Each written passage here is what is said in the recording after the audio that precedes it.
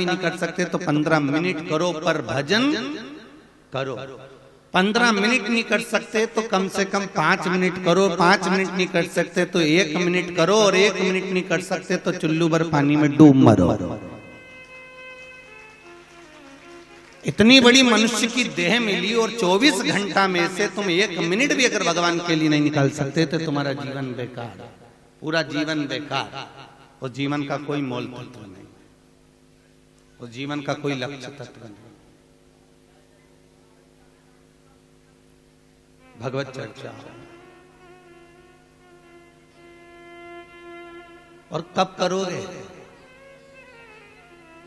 कई लोग कहते हैं अभी छोटा है, उम्र नहीं है, अभी कोई भजन की उम्र है? अभी तो महाराज बहुत उम्र पड़ी है, भजन करेंगे, अभी कोई उम्र है भजन की? अभी तो बहुत छोटा है। छोटा हो गया तो बड़ा होगा, बड़ा होने पर कहेंगे महाराज जी अभी तो विवाह शादी हुआ है, अभी कोई उम्र है भजन करने की? फिर थोड़ी अवस्था आएगी तो महाराज अब घर गृहस्थी का बोझा पड़ गया, अभी कोई भजन की उम्र है? अभी तो कमाने की उम्र है, कमाने की। और फिर थोड़ी उम्र बढ़ी तो कहा अभी तो महाराज अब शरीर साथ नहीं दे रहा, ना घुटने साथ दे रहा है, ना कमर साथ दे रहे, अब भजन क्या करें आप बताओ।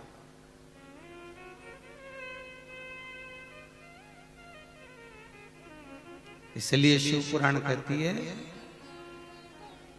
भजन करो भरी जवानी में, बुढ़ापा किसने। याद है आप लोगों को? अरे वाह, बहुत बढ़िया। बुढ़ापा किसने देखा? ये जीवन का क्या ठिकाना है?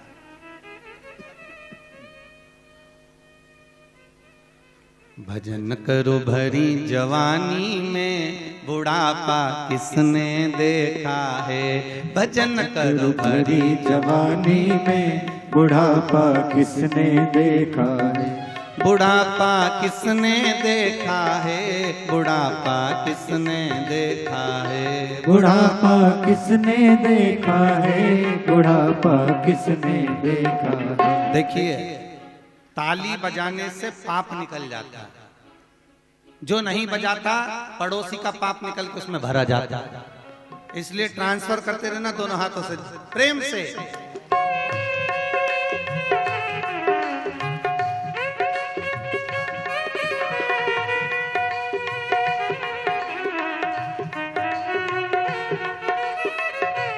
जय हो।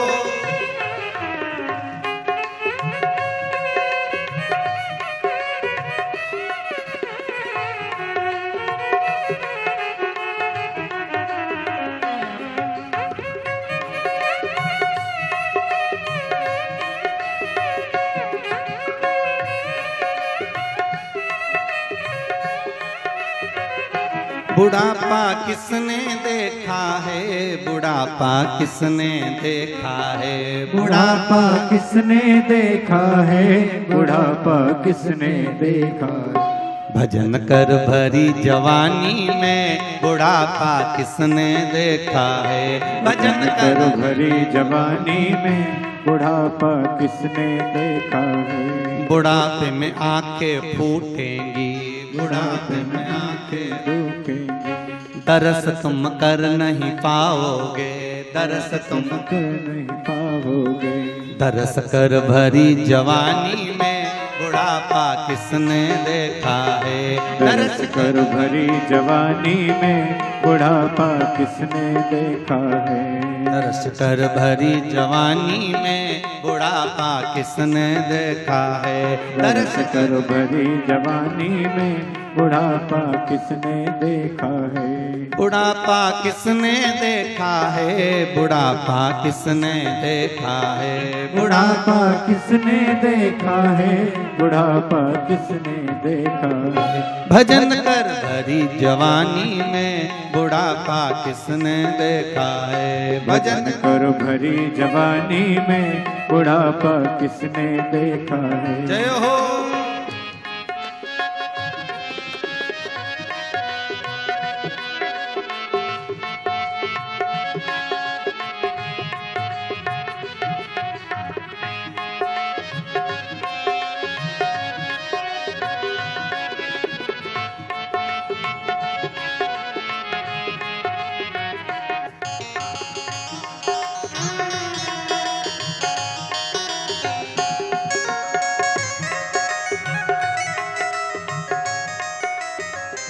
बुढ़ापे में घुटने दुखेंगे, बुढ़ापे में घुटने दुखेंगे, दरस तुम जान नहीं पाओगे, दरस तुम नहीं पाओगे।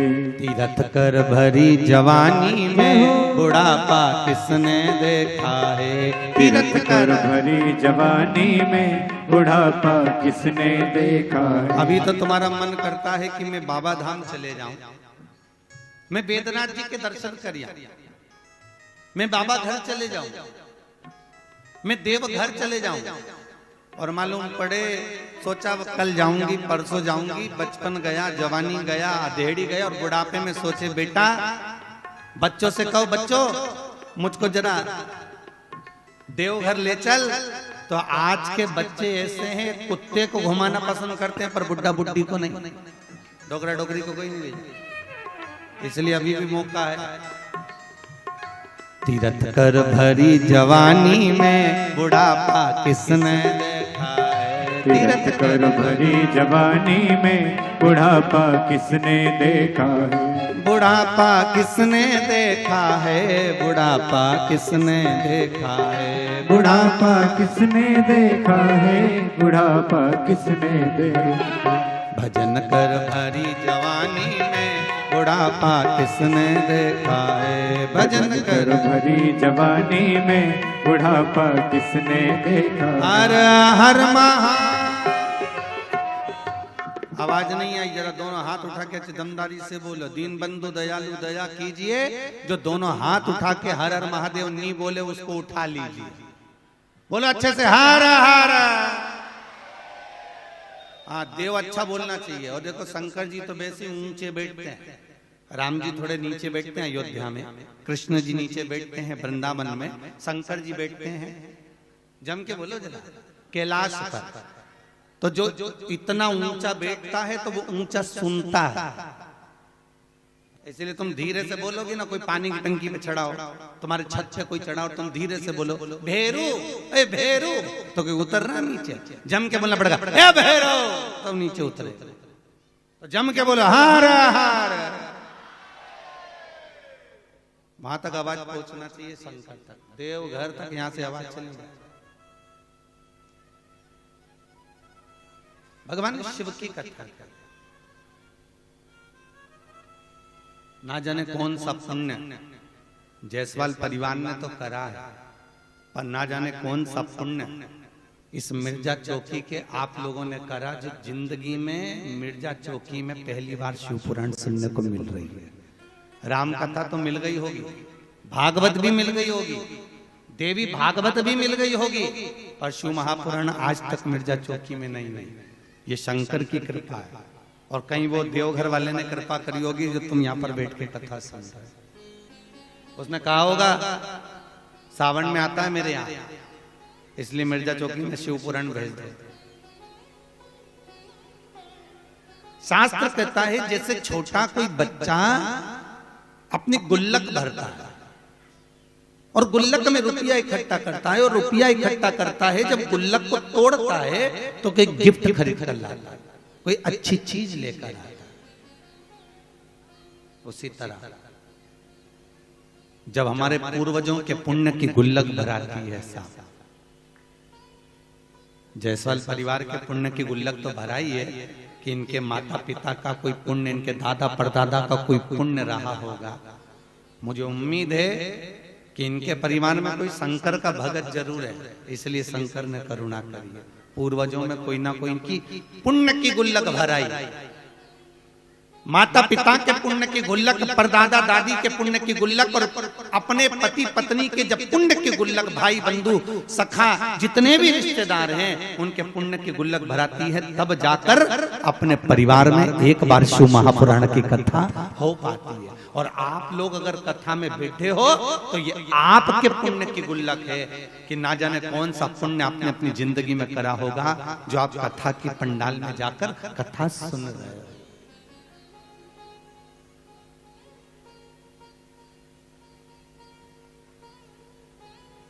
कथा के पंडाल जब सुबह शोभा यात्रा निकल रही थी, कलश यात्रा, तो कोई हमारे पास में गाड़ी में आके बोला गुरुजी प्रणाम। हमने कहा हम आपकी कथा सुनते रहते। हमने कहा बहुत बढ़िया। कहा गुरुजी, हमने कहा कथा में आना कि गुरुजी हमारे बाहर माइक लगे ना, बड़े बड़े चोंगा लगे, उसमें से आवाज आ जाएगी, हम दुकान पे से कथा सुन लेंगे। हमने कहा बहुत बढ़िया। पर हमने कहा एक बात सुनो, तुम दुकान पे से कथा सुन लेना, तुम्हारे घर तक आवाज आए वहां पर बैठ के कथा सुन लेना, तुम तुम्हारे घर की छत पे बैठ के कथा सुन लेना, पर ईमानदारी से बोलो, दूध फ्रिज में रखोगे तो सड़ेगा क्या? अरे बोलो तो सही नहीं। फल फ्रिज के अंदर बेकार होता है क्या? नहीं। गर्मी बहुत तेज पड़ रही हो और दूध अगर बाहर रख दिया तो वो फट जाएगा, बेकार हो जाएगा। सब्जी अगर बाहर रख दी तो बेकार हो जाएगी। फल बाहर रख दिया बेकार हो जाएगा। हमने कहा ये कथा का पंडाल नहीं है, ये कथा का टेंट नहीं है, ये पंडाल नहीं है, ये फ्रिज है। इसके अंदर जो एक बार आकर बैठ जाता है वो संसार में सड़ता नहीं है, वो बेकार नहीं होता, वो संसार में कभी सड़ेगा नहीं, वो अच्छा रहेगा, हरी की हर। इसलिए कथा कहीं तक भी आवाज जाए, कितनी भी दूर तक आवाज जाए, पर कथा के पंडाल में बैठकर कथा का तत्व ग्रहण कर, कथा के तेरे मंदिर में आना मेरा काम है और मेरी बिगड़ी बनाना तेरा काम। ये भगवान शिव की कृपा। और दुनिया में ऐसी कोई भूमि बता दीजिए जहां पर शंकर नहीं है, ऐसी कोई जगह जहां शंकर नहीं।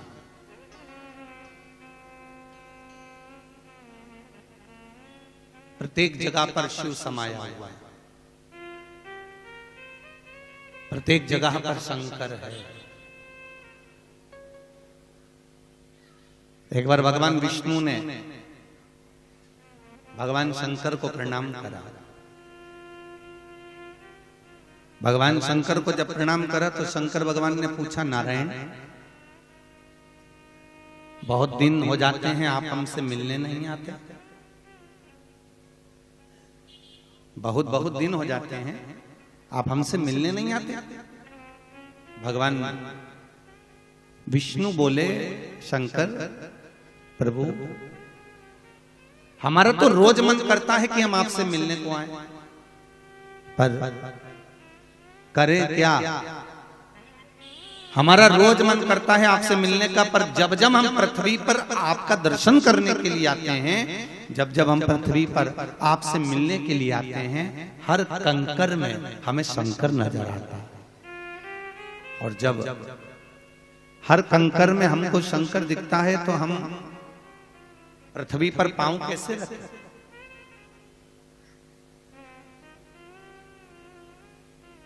प्रत्येक कंकर में शंकर, प्रत्येक।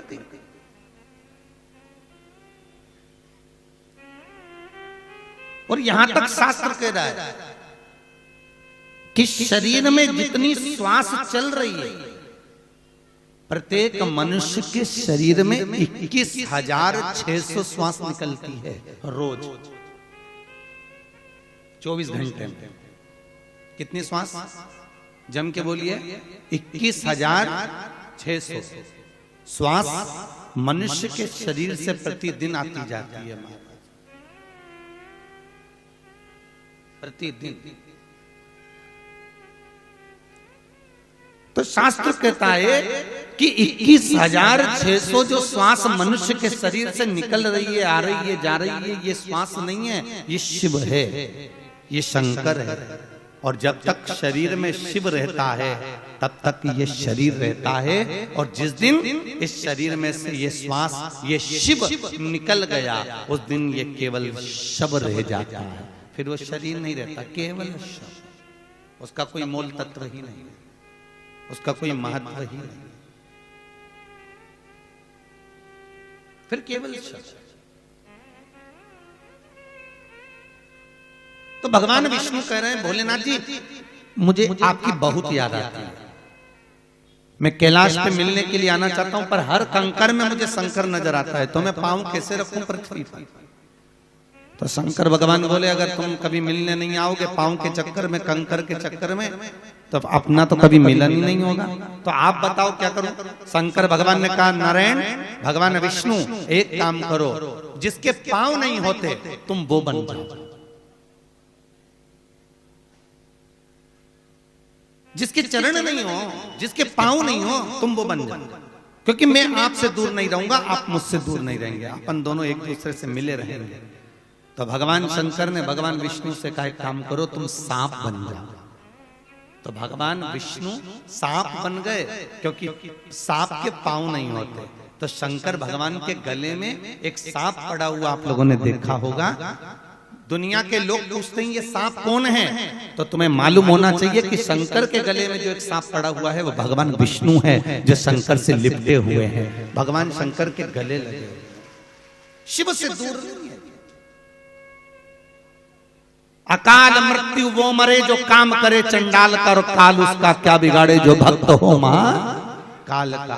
अगर महाकाल की आपने उपासना करी है, शंकर को एक लोटा पानी चढ़ाया है, शंकर का अनुमोदन करा है, शिव को यदि तुमने बेलपत्र चढ़ाई है, शंकर के मंदिर का दर्शन किया है, तो वो भगवान शिव आपका कल्याण जरूर करेगा, ये पक्का। क्योंकि विष्णु भगवान बैकुंठ के देवता हैं, ब्रह्मा जी ब्रह्मलोक के देवता हैं, इंद्रलोक के देवता हैं, और भगवान शंकर मृत्यु लोक के देवता। पृथ्वी का अगर कोई देव है तो कौन? महादेव। इस मृत्यु लोक का अगर कोई देवता है, मृत्यु लोक का अगर कोई देव है तो वो महादेव है, भगवान शिव है।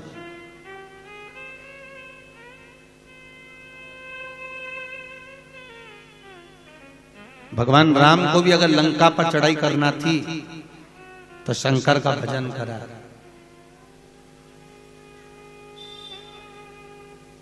भगवान शिव का भजन।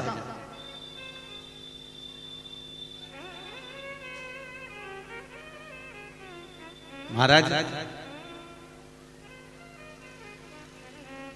दुनिया के लोग कहते हैं कि रावण को राम जी ने मारा। किसने मारा है? राम जी। पर यदि सही से देखा जाए तो राम जी ने रावण को मारने के लिए बाण छोड़े थे, बाण छोड़े।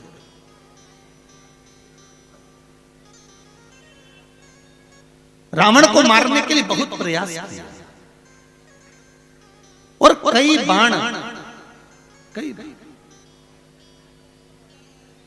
बाण और बहुत प्रयास किया गया, बहुत प्रयास।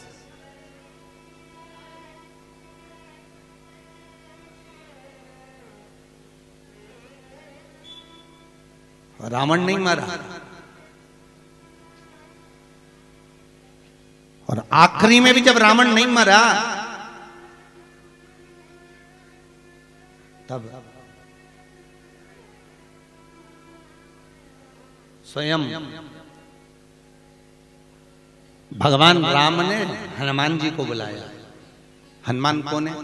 शंकर का अवतार।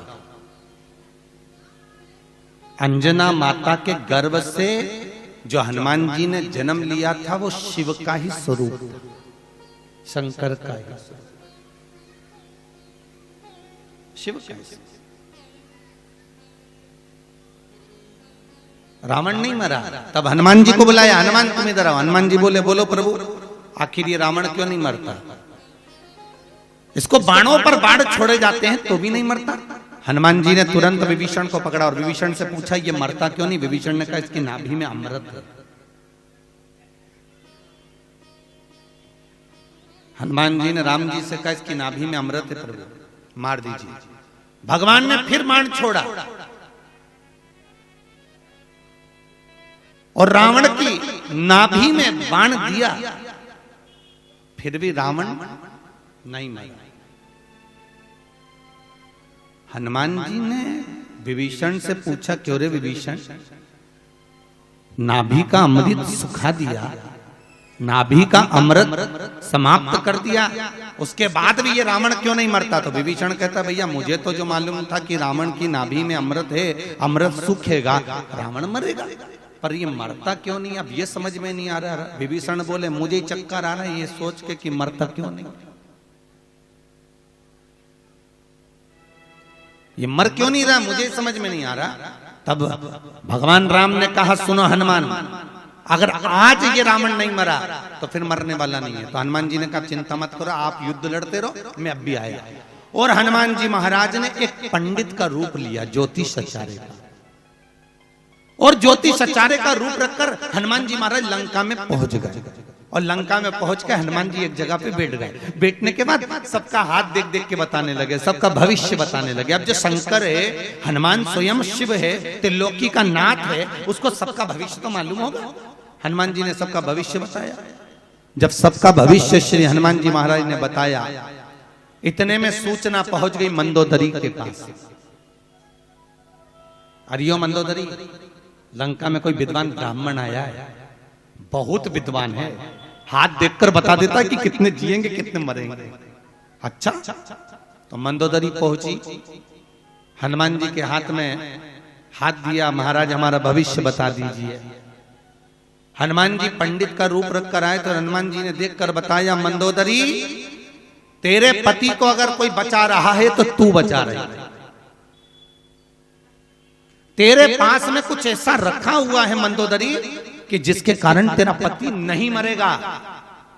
तो मंदोदरी बोली, ब्राह्मण देवता बिल्कुल सही बोले हो, मेरे पास में ऐसी चीज रखी है जिसके कारण कभी मेरा पति मर ही नहीं सकता। हनुमान जी समझ गए, जरूर अब बात आई सामने। अच्छा ये बता, तेरे पास में रखा क्या है? क्या रखा है तेरे पास में? मंदोदरी बोली, महाराज जी मेरा पति जब तप करने गया था, सिर काट काट कर ब्रह्मा जी को दिए थे, ब्रह्मा जी प्रसन्न होकर वर दिए थे कि तेरी नाभि में अमृत रहेगा। वो नाभि का अमृत सूखेगा तब तू मरेगा। तो रावण प्रसन्न हो गया था, सबको आशीर्वाद मिल गया, सब चले गए। तब रावण ने मांगा, ये आशीर्वाद आपने मुझे दिया है कि नाभि में अमृत रहेगा, तब तक मैं मरूंगा नहीं, पर नाभि का अमृत यदि सूख गया तो तू मरेगा। तो रावण इतना विद्वान था कि उसने ब्रह्मा जी से कहा कि जिस बाण से वो अमृत सूखेगा वो बाण भी मुझको दे दीजिए।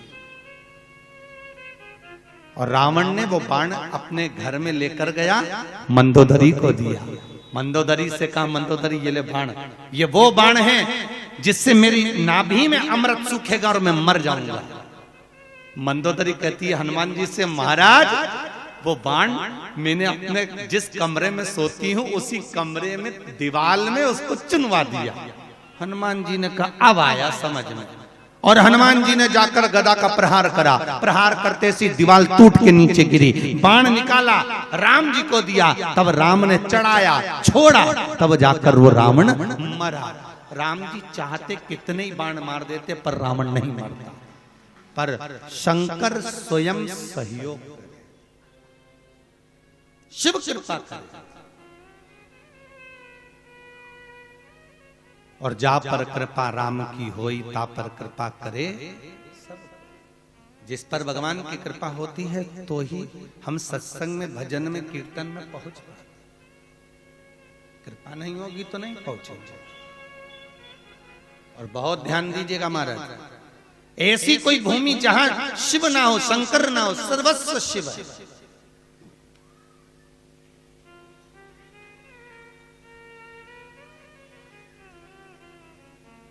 लंका पर चढ़ाई करना है तो राम जी भगवान शंकर का भजन कर रहे हैं, रामेश्वर धाम की स्थापना कर रहे हैं। भगवान कृष्ण की 16,108 रानियां थी। कितनी रानी है? 16,108। पर भगवान कृष्ण के यहां संतान नहीं है।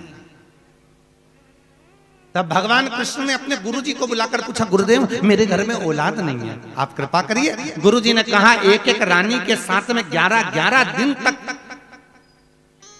भगवान शंकर का अभिषेक करो, पूजन करो, तुम्हारे यहां संतान होगी। एक एक रानी के साथ में 11-11 दिन तक भगवान कृष्ण ने शंकर का पूजन किया। तब शंकर भगवान प्रकट होकर बोले, कन्हैया मांगो तुम्हें क्या चाहिए। कृष्ण कहते हैं मेरे घर में औलाद नहीं है, संतान नहीं है। तो भगवान शंकर ने कहा, कृष्ण तुमने एक एक रानी के साथ में 11-11 दिन तक मेरा पूजन करा है, तुम्हारी एक एक रानी से 11-11 संतान उत्पन्न होगी। तब जाकर भगवान शंकर की कृपा से भगवान कृष्ण के घर में 1,77,180 बच्चे हुए। कितने बच्चे हुए? अरे जम के तो बोलो जरा। 1,77,180 बच्चे भगवान शंकर की कृपा से कृष्ण के यहाँ हुए। तुम्हें भी जितने चाहिए उतने दिन शंकर की पूजन कर लो, तुम्हें जितना चाहिए, क्योंकि शिव दानी, शंकर दानी है। वो शुद्धता नहीं है, उनको सोचते नहीं कि कितना देना, उनके तो मन में आया और उन्होंने उठाकर दे दिया। भगवान ब्रह्मा उतना ही देते हैं जितना तुम्हारे भाग्य में लिखा होता है। भगवान विष्णु उतना देते हैं जितना तुम्हारी किस्मत में लिखा होता है। पर शंकर भगवान बिना सोचे समझे दे देते हैं। शंभो अलमस्त, बिना सोचे। एक भगत आया शंकर जी के पास में, भोलेनाथ मुझे वर दो, जिस पे हाथ रखूं वही भस्म। शंकर जी ने कहा तथास्तु। उसने मन में सोचा प्रैक्टिकल यही करना, हाथ रख के देखूं भस्म हो रहा है कि नहीं हो रहा है। तो शंकर जी पे हाथ रखने चले। शंकर जी भागे। भोलेनाथ जी दौड़ते दौड़ते भगवान विष्णु के पास गए। भगवान विष्णु ने पूछा, भोलेनाथ तुम यहाँ क्या कर रहे हो? ये दौड़ते दौड़ते तुम यहाँ काहे को आए? भगवान विष्णु ने जैसे ही पूछा तो शंकर भगवान बोले, मैंने एक भगत को आशीर्वाद दे दिया, जिस पे हाथ रखे वही भस्म। तो तुम यहाँ क्या कर रहे हो? शंकर भगवान बोले, वो मुझ पे हाथ रखने आ रहा है। भगवान विष्णु भी भागे। भगवान विष्णु और साथ में भग रहा, शंकर जी भी भग रहे, भगवान विष्णु भी भागा। ब्रह्मा जी के पास पहुंचे। ब्रह्मा जी ने पूछा, क्यों भग रहे हो? कि पीछे भस्मासुर आ रहा है, जिस पे हाथ रखेगा वही भस्म। भगवान ब्रह्मा भी भागे। इंद्र के यहाँ पहुंचे तो इंद्र भी भागे। सब सोच रहे इतने 33 कोटि देवता सब भागते भागते एक जगह इकट्ठे हो गए। शंकर भगवान से बोले, तुमने ऐसा आशीर्वाद काय को दिया? शंकर जी बोले, हमको क्या मालूम था कि हमको ही भस्म कर देगा। हमको क्या मालूम था? हमको मालूम होता तो हमें आशीर्वाद ही नहीं दे।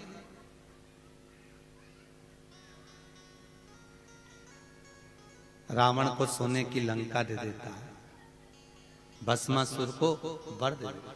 तब भगवान विष्णु स्वयं स्त्री का रूप लेकर उस भस्मासुर के सामने जाकर कहते हैं, ए भस्मा तू बड़ा सुंदर है,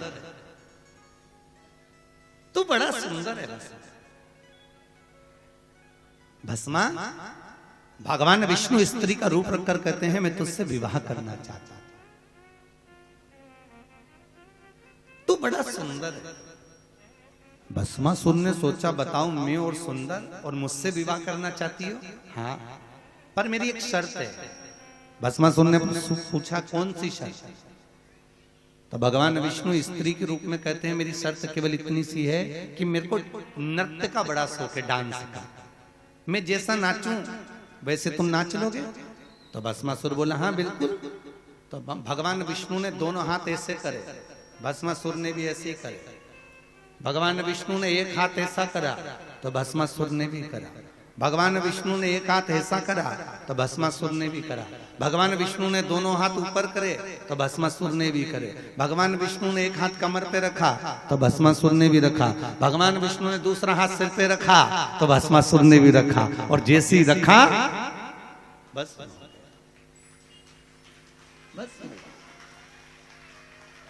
समाप्त हो। वो बिना सोचे समझे देता,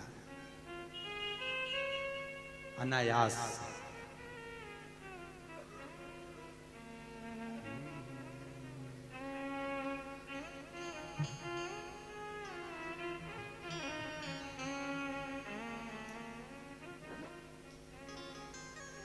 रावण को दे दी तूने सोने की लंका। भस्मासुर को तूने कंकण दिया, उसी ने तेरा पीछा किया भोले बाबा। शंभू बाबा मेरे बाबा, बमा बम भोले शंकर, गले में नाग भयंकर। बमा बम भोले शंकर, गले में नाग भयंकर। ओ बमा बम भोले शंकर, गले में नाग भयंकर। बमा बम भोले शंकर, आओ दोनों गले में नाग भयंकर। बमा बम भोले शंकर, गले में नाग भयंकर। बमा बम भोले शंकर, गले में नाग भयंकर। विपदा हमारी हर लो त्रिपुरारी भोले बाबा। विपदा हमारी हर लो त्रिपुरारी भोले बाबा। रख लेना रख लेना, बमा बम भोले शंकर, गले में नाग भयंकर। बमा बम भोले शंकर, गले में नाग भयंकर। आनंद से दोनों हाथों से जय हो।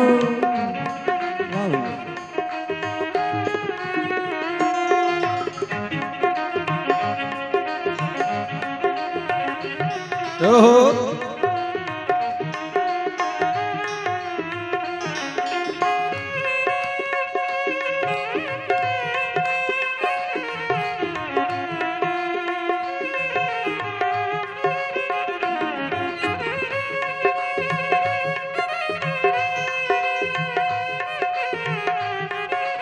पीछे वाले भी ताली से बजे।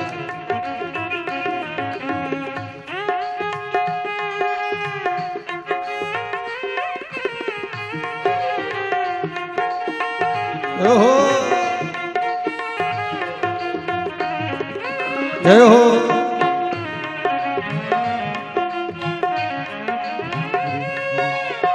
रावण को बाबा तूने लंका दिया है।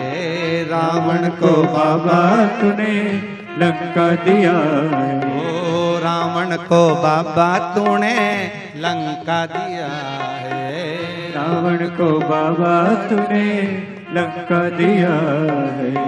भस्मासुर को तूने कंगन दिया है। भस्मासुर को तूने कंगन दिया है। उसी ने तेरा पीछा किया भोले बाबा। उसी ने तेरा पीछा किया भोले बाबा। ओ रख लेना रख लेना, बमा बम भोले शंकर, गले में नाग भयंकर। बमा बम भोले शंकर, गले में नाग भयंकर। हे बमा बम भोले शंकर, गले में नाग भयंकर। बमा बम भोले शंकर, गले में नाग भयंकर। बमा बम भोले शंकर, गले में नाग भयंकर। बमा बम भोले शंकर, गले में नाग भयंकर। हे बमा बम भोले शंकर, गले में नाग भयंकर। बमा बम भोले शंकर, गले में नाग भयंकर। हे बमा बम भोले शंकर, गले में नाग भयंकर। बमा बम भोले शंकर, गले में नाग भयंकर। हर हर महादेव। भगवान शिव जैसा कौन होगा? सहज सरल, कुछ भी दे दे, बस आपने जाकर निवेदन करा और उसने दिया।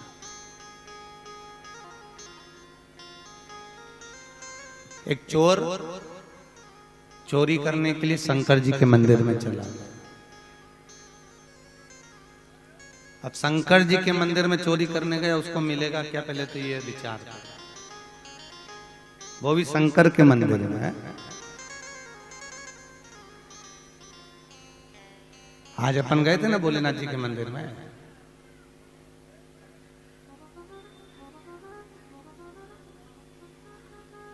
कुछ होए तो ले जाओ।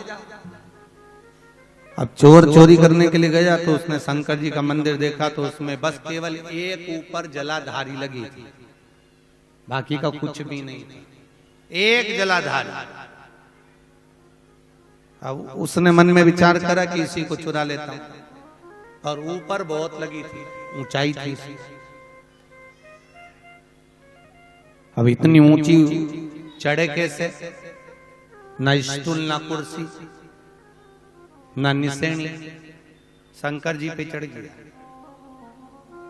अब शंकर का जो शिवलिंग था उस पे चढ़ गया और चढ़ के उतार रहा था। इतने में शंकर भगवान प्रकट हो गए, मांग तुझे क्या चाहिए। उसने कहा भोलेनाथ जी आज आप कैसे प्रसन्न हो गए। शंकर भगवान बोले लोग बेलपत्री चढ़ाएं, पानी चढ़ाएं, धतूरा चढ़ाएं, प्रसाद चढ़ाएं, तू तो पूरा ही चढ़ गया। अब तेरे बराबर भगत कहां मिलने वाला है ये बता। जब तू पूरा ही चढ़ गया तो तेरे बराबर कहां मिलेगा मुझे। एक मांग ले तुझे क्या चाहिए। भोलेनाथ मुझे कुछ नहीं चाहिए। अरे कुछ तो मांग। नहीं नहीं मेरे को कुछ नहीं चाहिए, बस आप मिल गए इससे बढ़कर होते। नहीं नहीं मांगना तो पड़ेगा, मांग ले तुझे क्या चाहिए। तो कहा प्रभु मैं बहुत गरीब हूं, बहुत दुखी हूं, मेरा दुख मिटा दीजिए और मुझे थोड़ी संपदा दे दीजिए, लक्ष्मी दे दीजिए। भगवान ने कहा ठीक है। भगवान ने अपने मंदिर का एक घंटा खोला और भगवान ने मंदिर का घंटा खोल के उस घंटे को उस चोर को दे दिया, ले इसको 2 अगरबत्ती लगाना, जो मांगेगा वो मिल जाएगा। पर एक बात याद रखना, जितना मांगेगा मिलेगा पर दुगना पड़ोसी के यहाँ चले जाएगा, इतना ध्यान रखना। तूने अगर 20 रुपए मांगे तो 40 रुपए पड़ोसी के घर में जाएंगे, 50 रुपए मांगे तो 100 रुपए पड़ोसी के घर में जाएंगे। तो चोर बोला नहीं चाहिए, रख लो। बता, घंटा हमें मिले और पड़ोसी का भंडार यूं ही भरे। अच्छा आधे से ज्यादा लोग इसीलिए दुखी हैं कि इनका पड़ोसी सुखी है।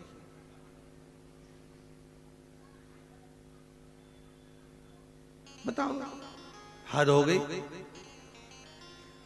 शंकर भगवान बोले हमने तो घंटा तुमको दे दिया, अब तुम ले जाओ, कुछ भी करो, हमें कोई मतलब नहीं। चोर घंटे को सिर पे रख के ले गया। पत्नी से कल ले, पत्नी कही घंटे का क्या करूं। पति बोला इसको 2 अगरबत्ती लगा के, दिया लगा के, जो मांगेगी वो मिलेगा। पत्नी कहने लगी जिंदगी में तुम पहली बार कोई अच्छा सामान लेके आ। पति बोला सुन तो सही, जो मांगेगी वो मिलेगा, पर पड़ोसी के यहाँ तू जो मांगेगी उससे दुगना पहुंच जाएगा। पत्नी बोली आग लग जाए, लाए काय को।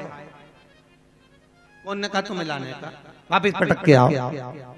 पति बोला अभी वापिस नहीं होगा, एक बार मिल गया। कुछ कुछ माल ऐसा होता है कि वो वापिस नहीं होता, अब तो रखना पड़ेगा।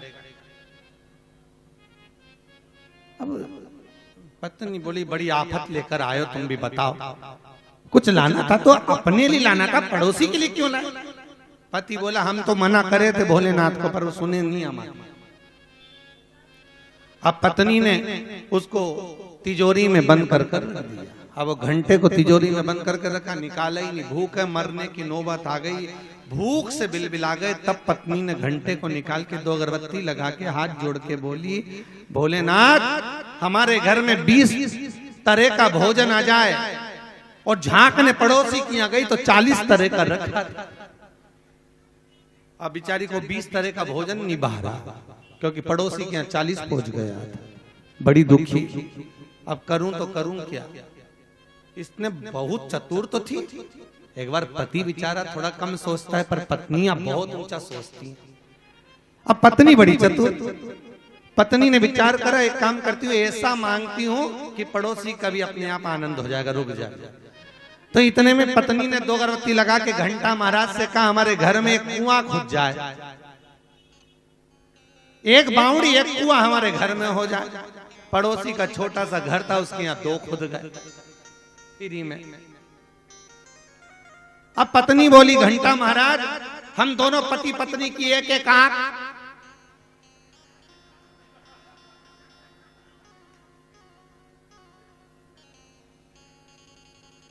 अब वो बेचारे पति पति इनकी तो एक एक गई, उनकी फ्री में दो निपट गई, फ्री में ही चली गई।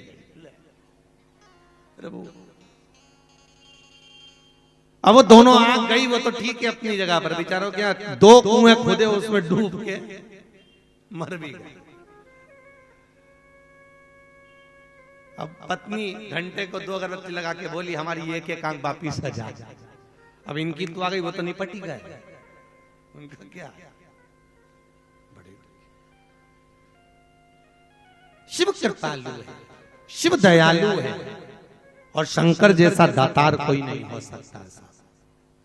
बिना सोचे समझे सर्वस्व दे देता है, सब कुछ निकाल कर दे देता है। तुम्हें क्या चाहिए बोलो। ओ घड़ी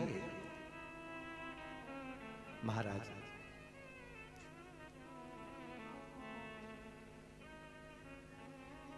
उसने अपने पास रखा क्या। जिस बद्री विशाल का लोग दर्शन करने के लिए जाते हैं और लोग कहते हैं बद्रीनाथ जी में भगवान विष्णु विराजमान है, भगवान विष्णु बद्रीनाथ में है, पर जो बद्रीनाथ का मंदिर है, जो बद्री विशाल का भवन है, जो उत्तराखंड में बद्रीनाथ जी विराजमान है, ये बद्रीनाथ का मंदिर जरूर है, पर ये बद्री विशाल का मंदिर शंकर भगवान का घर था, शिव का खुद का घर। भगवान कैलाश पर तप करते थे और बद्रीनाथ में रहते थे। एक बार भगवान विष्णु से लक्ष्मी जी ने कहा तुम तो हमको कहीं घुमाने नहीं ले जाते, आप हमको कहीं घुमाने लेकर चलो। भगवान विष्णु ने कहा चलो मैं शंकर जी से मिलने जा रहा हूं, तुमको भी ले चलता हूं। और लक्ष्मी जी को भगवान विष्णु लेकर चल दिए। जब लक्ष्मी जी को लेकर बद्रीनाथ में पहुंचे, बद्री विशाल में, और बद्रीनाथ में जैसे ही पहुंचे शंकर भगवान से मिले, लक्ष्मी जी ने पूरा उत्तराखंड देखा, पूरा बद्रीनाथ को देखा, पूरे बद्रीश को देखा। इतना सुंदर भगवान शंकर का घर था, इतना सुंदर घर था, लक्ष्मी जी के हृदय में आ गया इतना सुंदर घर तो मेरा होना चाहिए। अब लक्ष्मी जी भगवान विष्णु के साथ में चली गई और लक्ष्मी भगवान विष्णु के साथ में जैसे ही गई, सीधे बैकुंठ में पहुंचकर लक्ष्मी जी ने भोजन करना छोड़ दिया। भगवान विष्णु ने पूछा लक्ष्मी तू भोजन नहीं कर रही है? लक्ष्मी जी बोल रही नहीं करूं। अरे तो तू भोजन कर क्यों नहीं रही है? लक्ष्मी जी बोली नहीं करना। माताओं को यदि कोई बात मनवाना रहती है तो सबसे पहले खाना छोड़ देती है, भोजन नहीं करती।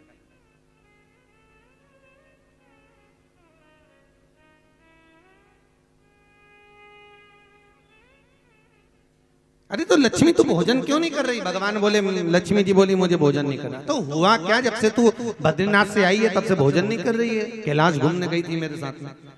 लक्ष्मी जी बोली प्रभु एक बात कहना चाहती हूँ। बोलो क्या कहना चाहती,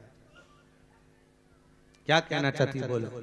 लक्ष्मी जी बोली बात इतनी सी है कि जिस शंकर भगवान के अपन घर में घूमकर आए हैं ना बद्रीनाथ में, वो घर मुझे अच्छा लगा है। कुछ भी करो पर वो घर मेरा होना चाहिए। भगवान विष्णु बोले लक्ष्मी दूसरे का घर अपना बनाना चाहती, ये कहाँ का तरीका तुम्हारा?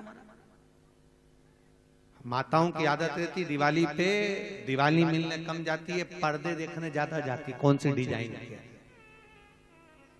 और अगली बार मुझे क्या चीज खरीद के लाना। और लक्ष्मी जी ने वही करा। माता लक्ष्मी देख कर आ गई। अब भगवान से करी कुछ भी करो पर मुझे ये घर चाहिए, कुछ भी करो मुझे ये भवन चाहिए। भगवान विष्णु ने कहा लक्ष्मी ये नहीं हो सकता क्योंकि वह शंकर भगवान का घर है और किसी का घर हम छुड़ाएं ये अच्छी बात नहीं है। लक्ष्मी जी बोली लेना तो पड़ेगा इस घर को, तो हमको चाहिए। लक्ष्मी जी ने भोजन करना बंद कर दिया, पानी पीना बंद कर दिया।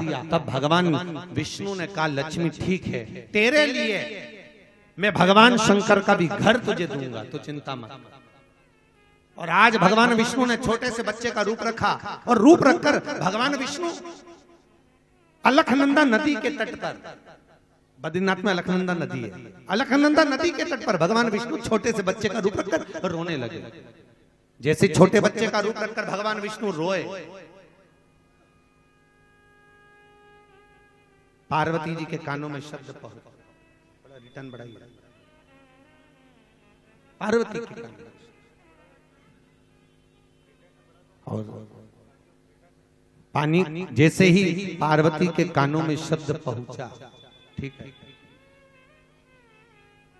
पार्वती के कानों में जैसे शब्द पहुंचा भगवान के रोने का कि कोई छोटा सा बच्चा रो रहा है,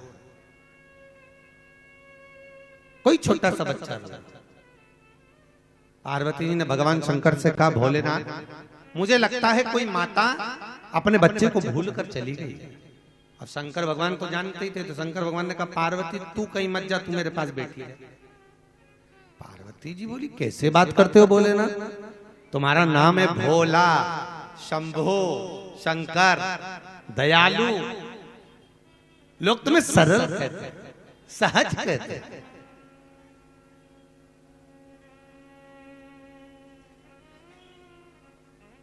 प्रभु कोई बच्चा रो रहा है, मर जाएगा बेचारा ठंड के मारे। भगवान बोले जब मैंने मना कर दिया ना, नहीं जाना तो नहीं जाना। पार्वती जी बोली मैं तो जाऊंगा, और पार्वती जी गई। भगवान विष्णु छोटे से बच्चे का रूप रखकर रो रहे थे, पार्वती जी ने उनको गोदी में उठा लिया और लेकर भगवान शंकर के पास आ गई। और शंकर जी के पास आकर बोली देखो कितना छोटा सा बच्चा, कितना सुंदर है। शंकर भगवान ने बच्चे को जो देखा तो शंकर भगवान समझ गए मेरा घर लूटने के लिए आया। भगवान समझ गए।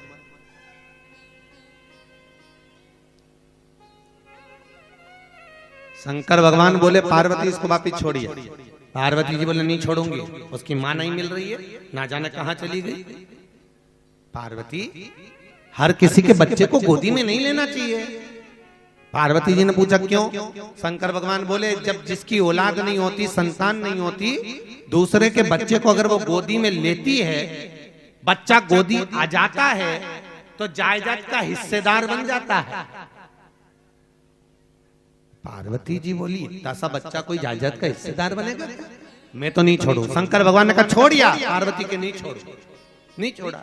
अब नहीं छोड़ा तो पार्वती और शंकर के पास में भगवान विष्णु रहे। शाम का समय था, भगवान शंकर ने पार्वती से कहा चलो घूमने का टाइम हो गया, चलो हमारे साथ। पार्वती जी बोली इसका क्या करें?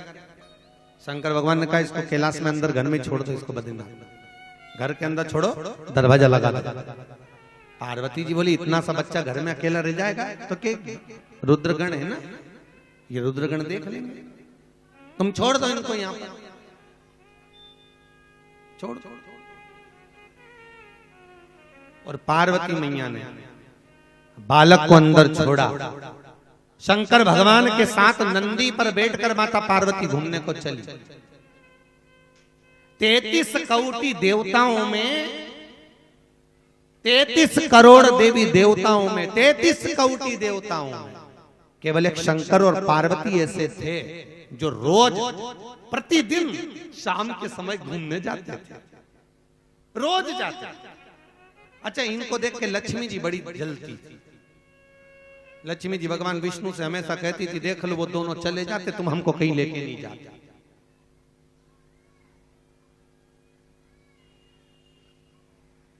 जिस घर में वो देवरानी जेठानी रहती है ना 3-4, उस घर में ये बात जरूर होती है। एक पति अपनी पत्नी को घुमाने ले जाए तो दूसरी पत्नी अपने पति से कहती तुम तो हमें कहीं लेके ही नहीं जाते। देखो वो आए दिन कहीं ना कहीं घूमने चले जाते, कभी देवघर चले गए, कभी गंगा जी चले गए, कभी काशी चले गए, कभी कोलकाता चले गए, कभी पटना चले गए, और तुम तो हमको कहीं नहीं लेके जाते। आज भगवान विष्णु ने लक्ष्मी से कहा चल तुझे अब भी घुमा के लाऊं, तैयार हो, अब भी तैयार हो। लक्ष्मी जी तैयार होने गई। जैसे ही लक्ष्मी जी तैयार होने गई, तैयार होते होते लक्ष्मी जी अंधेरा हो गया, रात हो गई। लक्ष्मी जी बोलने लगी अब तो रात हो गई प्रभु, अब क्या करें? भगवान विष्णु ने कहा तू बता क्या करना है। तो लक्ष्मी बोली अब कल चलेंगे। तो लक्ष्मी जी ने भगवान विष्णु से पूछा, नारायण एक बात बताओ कि शंकर जी पार्वती से कहते हैं तैयार हो चल, और पार्वती बिना तैयार हुए चल देती है, न ताला लगाती, न चाबी लगाती, न खिड़की दरवाजे बंद करती, और उठ के चल देती। भगवान बोले कुछ होए तो ताला लगा। अब शंकर जी के घर में कुछ होए तो ताला लगा। तो लक्ष्मी जी ने पूछा उनके घर में कुछ भी नहीं है, शंकर भगवान के घर में। तो भगवान विष्णु बोले थोड़ा बहुत है, तो फिर कोई चोर नहीं घुसता। इतने में भगवान विष्णु लक्ष्मी जी से बोले घुस के बताए। शंकर जी जब भी घूमने जाते गले में से बब्बा को निकाल के दरवाजे पे छोड़ जाते। अब किसके बाप में दम जो अंदर घुस जाए, घुस के बताए। अंदर जाएगा तो जाएगा कैसे महाराज? आज भगवान को घर में छोड़कर पार्वती जी भगवान शंकर के साथ घूमने गई, और भ्रमण कर कर माता पार्वती जब शिव के साथ में वापिस आई, दरवाजा खोला तो दरवाजा नहीं खुला, फिर दरवाजा खोला नहीं। बहुत प्रयास किया। पार्वती जी ने शंकर जी से कहा भोलेनाथ मुझे लगता है कि घर के अंदर कोई प्रवेश कर गया, घर के अंदर कोई जरूर है, कोई अंदर जाकर बैठ गया, दरवाजा नहीं खोल रहा है। प्रभु अंदर कोई है, दरवाजा नहीं खोल रहा। पार्वती जी ने बार बार दरवाजा बजाया पर दरवाजा नहीं खुला। फिर पार्वती जी ने निवेदन करा दरवाजा खोलो, कौन है अंदर? दरवाजा नहीं खुला। तब आखिरी में माता पार्वती ने हाथ में जल लिया, अगर दरवाजा नहीं खोला तो मैं तुम्हें श्राप दे दूंगी। तब भगवान विष्णु और लक्ष्मी दोनों दरवाजा खोलकर बाहर निकल कर कहते हैं माँ हे पार्वती मैया भोलेनाथ, ये घर तो हमको अच्छा लगा है, ये घर हमको दे दीजिए। भगवान शंकर ने पार्वती से कहा पार्वती तू बालक को गोदी में लेके आई थी, मैंने जब ही कहा था कि जायजा देना पड़ेगा। पार्वती जी आंख में आंसू भर के बोली जिंदगी में पहला तो मकान था,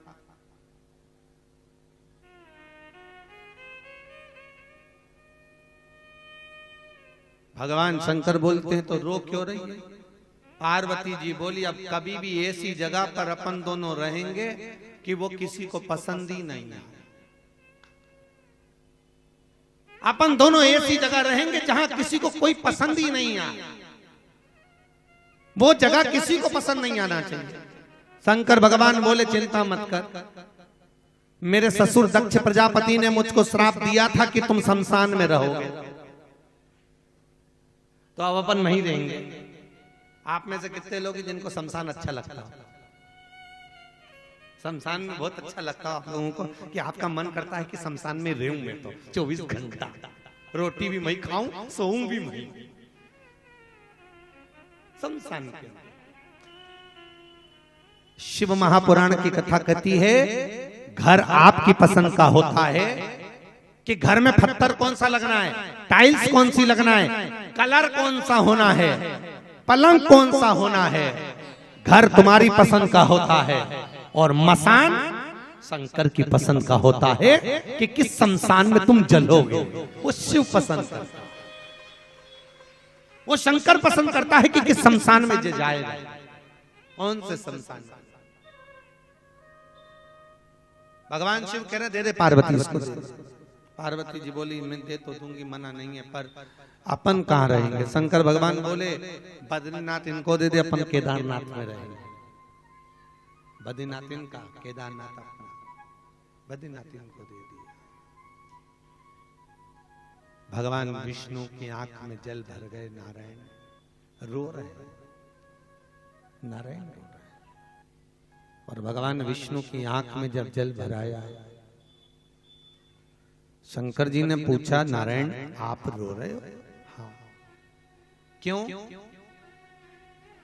भगवान विष्णु बोले मैंने आपका घर ले लिया, तो कोई बात नहीं, रखो, दिक्कत कुछ नहीं है, आप रख लो अपने पास। भगवान विष्णु ने लक्ष्मी जी से कहा, लक्ष्मी तूने भले भगवान शंकर का घर ले लिया, पर बद्रीनाथ के मंदिर के अंदर तू मेरे साथ कभी नहीं बैठे। कौन कौन गया बद्रीनाथ? गए बद्रीनाथ? अगर बद्रीनाथ जी गए होंगे, दर्शन करा होगा, तो बद्री विशाल में नारायण अंदर है, लक्ष्मी जी बाहर है। नारायण के साथ लक्ष्मी नहीं बैठी,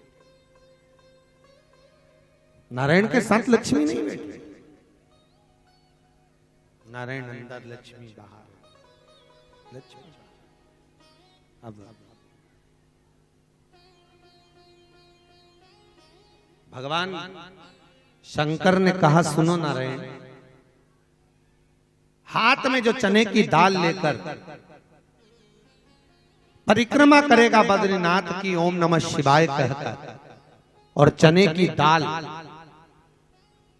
तुम्हारे मंदिर में समर्पित करेगा, शंकर भगवान कहते हैं उसकी मनोकामना मैं पूर्ण करूंगा, उसकी मनोकामना मैं पूरी करूंगा,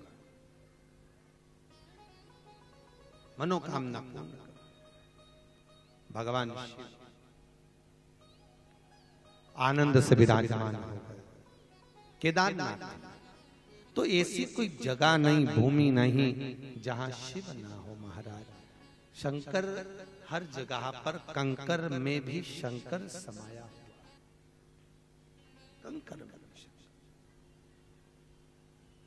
कितने दिन की शिव पुराण है? जम के बोलिए, 7 दिन की। भागवत कितने दिन की होती है? 7 दिन। विवाह हुए तो फेरे कितने डले? जम के बोलो, 7। शास्त्रीय संगीत के सुर कितने हैं? 7। अपना जन्म कितने दिन में हुआ है? 7 दिन। रविवार, सोमवार, मंगल, बुध, गुरु, शुक्र और शनि। कोई रविवार को, कोई मंगलवार को, ऐसे दिन पैदा हुआ। मरोगे कितने दिन में? अरे बोलो तो 7।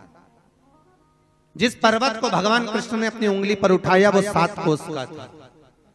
भगवान कृष्ण ने पर्वत गोवर्धन को जो अपनी उंगली पर उठाया वो पर्वत 7 कोस का। भगवान ने जब पर्वत को उठाया तब भगवान की उम्र 7 वर्ष। और भगवान कृष्ण ने जिस पर्वत को अपनी उंगली पर उठा कर रखा, 7 दिन तक पर्वत को अपनी उंगली पर भगवान कृष्ण ने उठा कर रखा। 7। और शिव पुराण कितने दिन की है? 7। और दिन भी 7।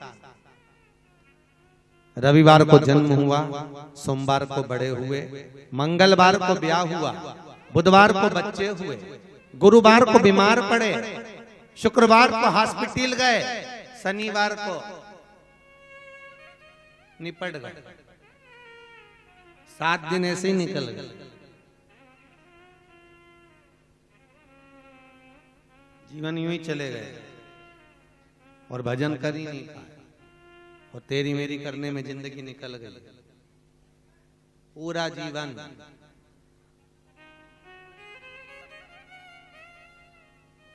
कई लोग तो ऐसे हैं जिनको अभी तक नहीं मालूम कि हम पैदा क्यों हुए। खाया, पिया, कमाया, सोया, फिर खाया, पिया, कमाया, सोया। क्यों आया पृथ्वी पर? किस लिए? हमारा जन्म क्यों हुआ है महाराज?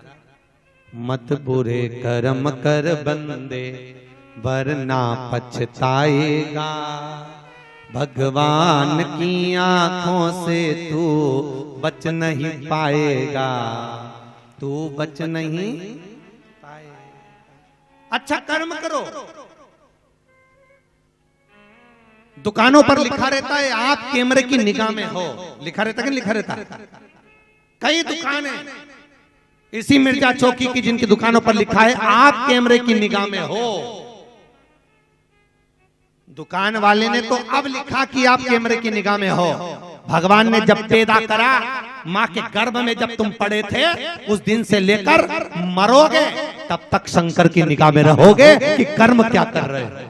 पृथ्वी पर आकर कितना भजन किया, कितना स्मरण किया, नीचे बैठकर, जमीन पर रहकर, पृथ्वी पर रहकर अपन धन गिनते हैं कि कितना कमाया, कितना गमाया, कितना जोड़ा, कितना छोड़ा, और ऊपर बैठकर मेरा शंकर तुम्हारी श्वास गिनता है, कितनी बची, कितनी गई।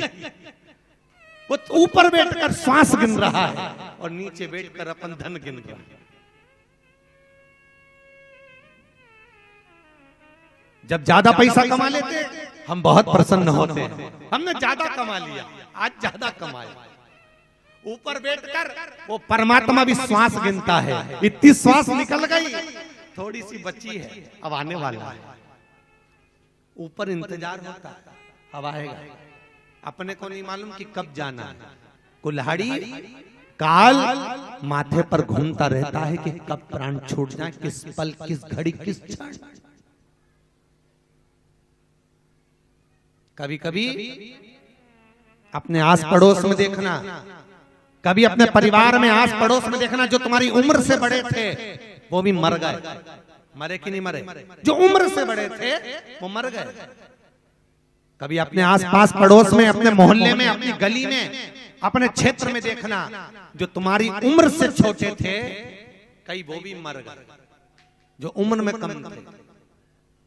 और कभी अपने मोहल्ले में, अपने क्षेत्र में, अपने गांव में, अपने आसपास में देखना, जो तुम्हारी उम्र के थे वो भी कई मर गए। पर भगवान शंकर ने तुम्हें काय को जिंदा रखा रे? शंकर जी ने तुम्हें जिंदा क्यों रखा?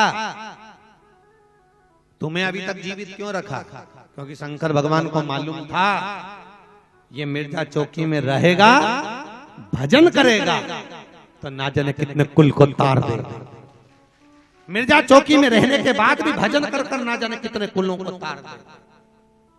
भागवत पुराण 7 पीढ़ी को तारती है, राम कथा 7 पीढ़ी को तारती है, शिव महापुराण 71 पीढ़ी को तार देती है। महाराज 71 पीढ़ी को तारने वाली ये शिव महापुराण की कथा कोई सरलता में नहीं मिलती, सहजता में नहीं मिलती। 1 मिनट के लिए भी अगर हम शिव महापुराण की कथा में पहुंचे हैं, यदि शिव पुराण की कथा में जाकर बैठे हैं, शंकर की कथा में हम 15 मिनट भी अगर जाकर बैठे हैं, तो समझ लेना कि हमारे जीवन का वो पुण्य हो गया जो कभी समाप्त नहीं होगा।